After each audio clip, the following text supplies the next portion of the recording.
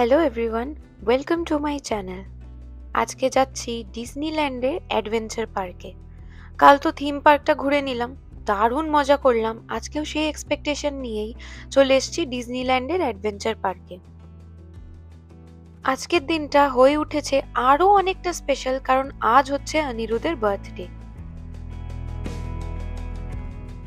আমাদের আজকে প্রথম রাইডে চলে এসেছি। রাইডটার নাম ছিল মিকি টু দ্য রেস্কিউ। একটা গাড়ির মধ্যে বসিয়ে দিয়েছে, দিয়ে আমরা ঢুকছি মিকি মাউসের ওয়ার্ল্ডে। এত এক্সাইটেড লাগছে, মনে হচ্ছে আজকে নতুন কি কি সারপ্রাইজেস পাবো। পুরো মনে হচ্ছে অন্য একটা জগতেই চলে এসেছি, এত অসাধারণ লাগছে।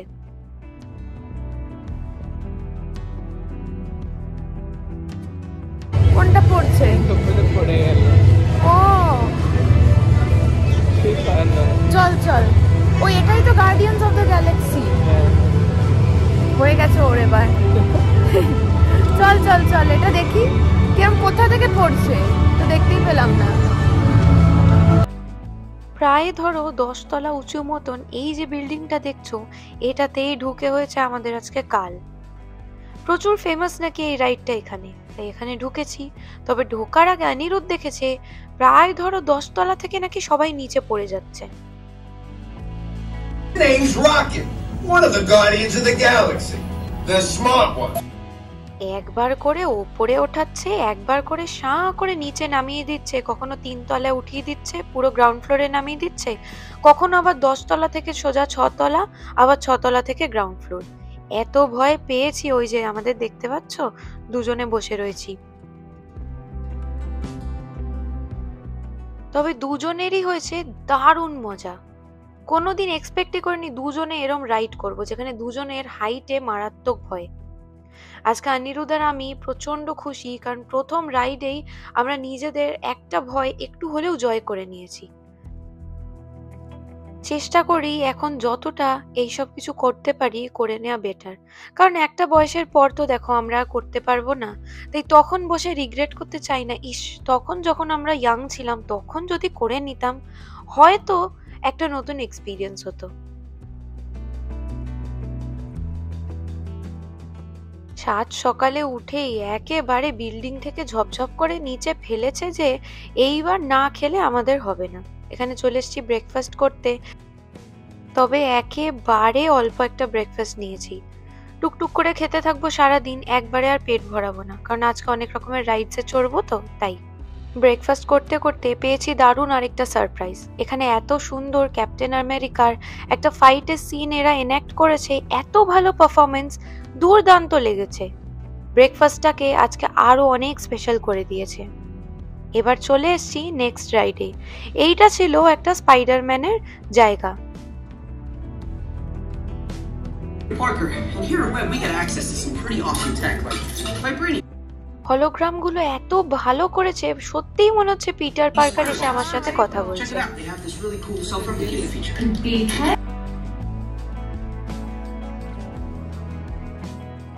এই যে এই ক্যাপসুলগুলো করে 3D গ্লাস পরিয়ে নিয়ে যাচ্ছে এক এক করে টিম। বেসিক্যালি এটা কনসেপ্ট হলো, যেরকম স্পাইডারম্যান হাত থেকে মাকড়সার জাল ছড়ে, তুমিও হাতের ওরম অ্যাকশন করলে এখানে জাল ছুড়বে, আর তোমাকে যত সম্ভব স্পাইডারদের মারতে হবে। এই হচ্ছে আমাদের টোটাল পয়েন্ট। ফার্স্ট সব থেকে ভালো করেছে অনিরুদ্ধ, তারপরেই আমি। কিছু মুহূর্তের জন্য দুজন মিলে স্পাইডারম্যান হয়ে দারুণ মজা লেগেছে। মনে হচ্ছে সত্যিই যেন আমি এই হাতটা ছুড়লাম আর ব্যাস, মাকড়সার জাল গিয়ে পড়লো স্পাইডারগুলোর ওপরে। এবার একটু ম্যাপটা দেখছি কোথায় কোথায় আর যেতে হবে, এক এক করে চেষ্টা করছি যত সম্ভব ডিজনিল্যান্ডটা কভার করার।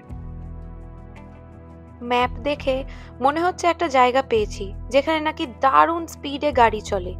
তো যেহেতু অনিরুদ্ধের প্রচন্ড স্পিডে গাড়ি চললে খুব ওর ইচ্ছা যে ওই গাড়িতেও উঠবে, সাধারণত নর্মাল লাইফেও পায় না। তো আজকে আমি বললাম যে আজকে যেহেতু তোর বার্থডে, এই রাইডটা আমরা করবোই যতই টাইম লাগুক না কেন। তবে তার আগেই এই টো ম্যাটার বলে একটা নতুন রাইড দেখলাম। ওই কালকে যে টি কাপ পার্টি দেখলে গোল গোল করে ঘুরছে, ওরমই, কিন্তু আজকে সেটা হয়েছে গাড়ি দিয়ে। এত সুন্দর জাঙ্কিয়ার্ডের এনভায়রনমেন্ট ক্রিয়েট করেছে, কি দারুণ লাগছে। প্রচন্ড রিয়েলিস্টিক ভাবে এরা বানিয়েছে। এই যে কালকের ব্লগে দেখলে না টি কাপ পার্টিতে ওরম ঘুরছিল, আজকে জাস্ট ওই কাপগুলোর জায়গায় গাড়ি রয়েছে। যাওয়ার পথে পড়লো, লাইনটাও বেশ কম ছিল, তাই ভাবলাম করেই নি আরেকবার।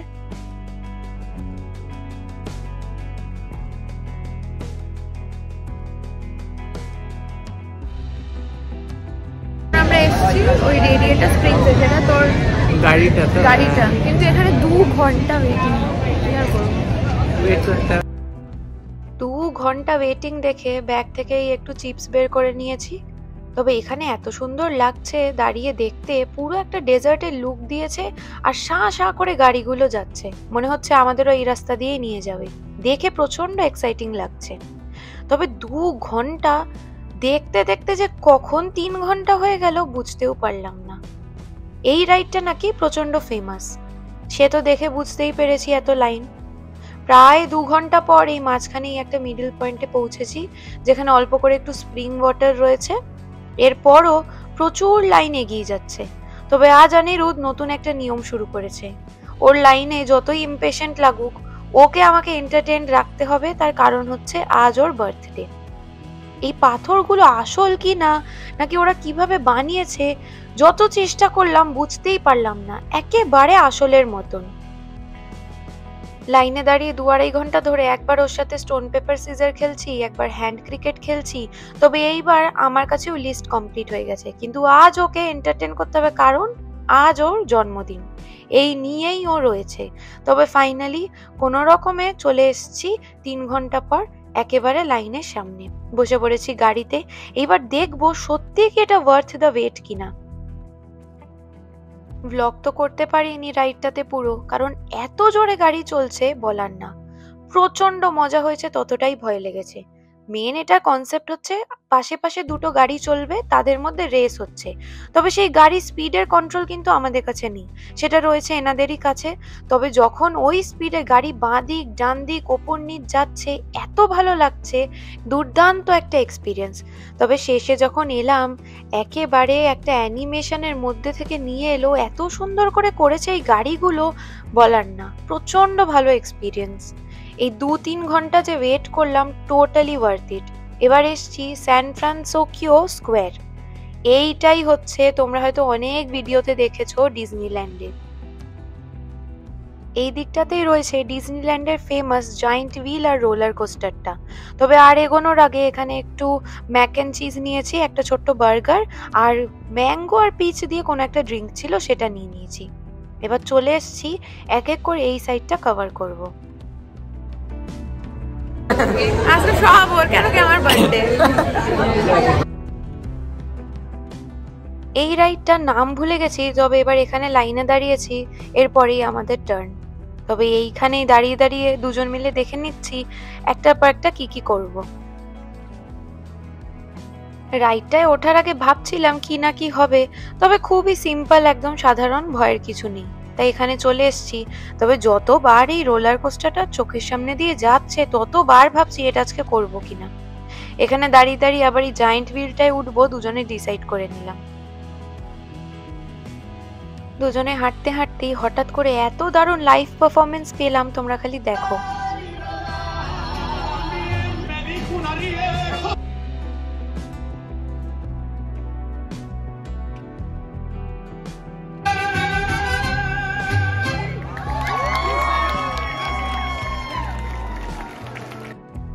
এদিক ওদিক ঘুরে বেড়াচ্ছি, আর যতবার রোলার কোস্টারটা চোখের সামনে পড়ছে, ততবার ভয় বেড়ে যাচ্ছে।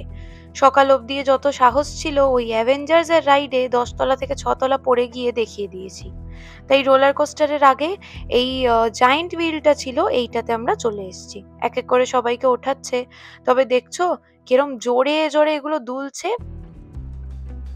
এই জায়ান্ট হুইলটা ঘুরছে কিন্তু আস্তে, তবে প্রচুর জোরে জোরে ওপরে গেলে দুলছে, নিচে এলে তবে একটু আস্তে হয়ে যাচ্ছে, কিন্তু হয়েছে মজা।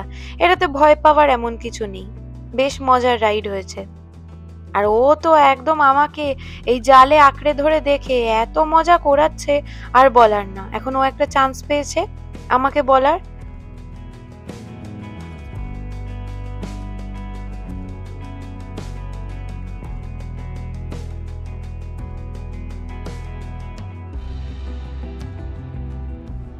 কালকে মোয়ানার রাইডে সকাল সকাল কাকচান করে গিয়ে আমার মন ভরেনি।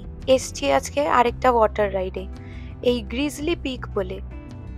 বাটি করে গোল সবাইকে এই ওপরে ওঠাচ্ছে, দিয়ে জলের মধ্যে খালি ঝপাক ঝপাক করে ফেলছে। তবে আজ আর বোকামি করিনি, এই এখানে যে রেনকোটগুলো পাওয়া যাচ্ছিল দুজন মিলে কিনে নিয়েছি, যাতে মজাটাও নিতে পারি আর ভিজেও না যাই। তবে এখানে লকার সিস্টেমও ছিল, প্রথম 2 ঘন্টা ফ্রিতে, তাই লকারে বাকি জিনিসপত্র রেখে দিয়েছি। এই যে এখানে রোলার কোস্টারটা আছে, কে ভয়, তোর ভয় লাগছে? আমার যত সাহস দেখানো ছিল আমি ওই অ্যাভেঞ্জারের ড্রপে দেখিয়ে দিয়েছি, তারপর থেকে আমার সাহস। তোর ভয় লাগছে? ও আচ্ছা, এইটা আমি ব্লগে যদি না দিই তুই কি করবি? ওটাই তো বলছি, আমি বলছি যাব না। এবার এটা তো তোর উইন উইন সিচুয়েশন, এক তো তোকে যেতেও হচ্ছে না, আর তুই এবার সবাইকে ক্লেম করবি যে আমারই ভয়, আমি যেতে চাইনি, ব্লা ব্লা ব্লা। না আমার খুব যাওয়ার ইচ্ছা হচ্ছে। যা তুই তাহলে। তুই 1 ঘন্টা কি করবি? আমি কি করবো সেটা আমি বুঝবো, তুই যা। হ্যাঁ আমি চলে যাবো, তাহলে যা। কিন্তু একসাথে ঘুরতাম তাই জন্য বলছি। আমি তোকে খুব চিনি। এখানে একটা বেকারি ট্যুর থাকে, তবে সেটা প্রায় 80% বন্ধ হয়ে গেছিল, কারণ আমরা একটু লেট ছিলাম, আর এটা বেশ দিনের বেলায় বন্ধ হয়ে যায়। তবে যেইটুকু খোলা ছিল টুক করে একটু ঘুরে নিলাম। এইবার টাইম হচ্ছে ডিজনিল্যান্ড অ্যাডভেঞ্চার পার্কে সেই famous light and water show এর।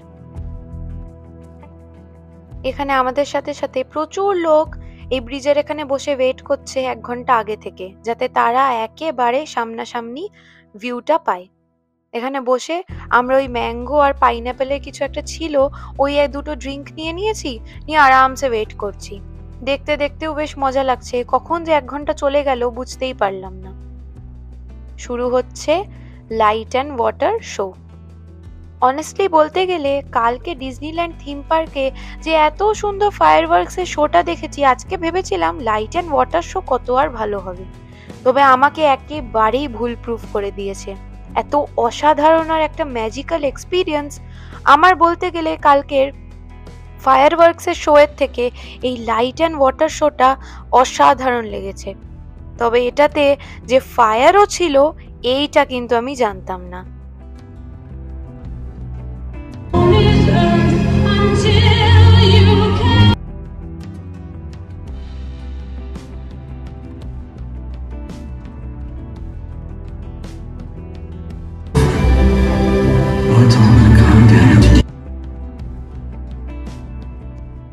আজকে এখানে দাঁড়িয়ে না দেখলে বিশ্বাসই করতে পারতাম না যে এরম জলের মধ্যেও কিছু প্রজেক্ট করে পুরো সিনারি দেখানো যায়।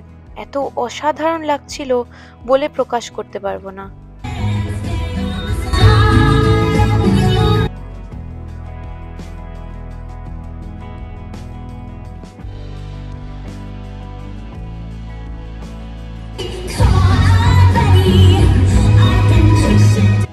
যখন এই লাইট অ্যান্ড ওয়াটার শোটা হচ্ছে দেখে অবাক হয়ে গেলাম, পুরো ডিজনি পার্কটাই এই লাইটের সাথে একসাথে সিঙ্ক্রোনাইজড হয়ে গেছে।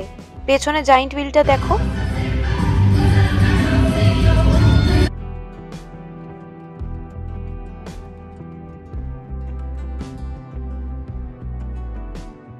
ডিজনির অ্যাডভেঞ্চার পার্কের এই শোটাতে যে আগুনও থাকবে এটা পুরোপুরি আনএক্সপেক্টেড। এত অসাধারণ লাগছে, আর এই আগুনের হলকা অত দূর থেকে এইখান অব্দি আসছে, পুরো গরম লাগছে। কি দারুণ লাগছে না? মনে হচ্ছে খালি এখানে দাঁড়িয়ে ঘন্টার পর ঘন্টা এই শো দেখতেই থাকি।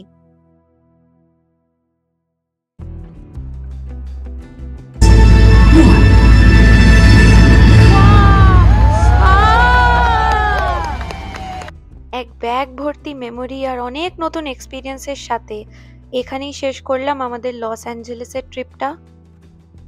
কাল থেকে ফিরে যেতে হবে আবার সেই রোজকার জীবনে, সেম ওল্ড রুটিন।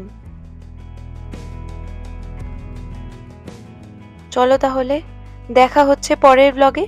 আজকের ব্লগটা যদি ভালো লেগে থাকে তাহলে একটা সাবস্ক্রাইব করে দিও।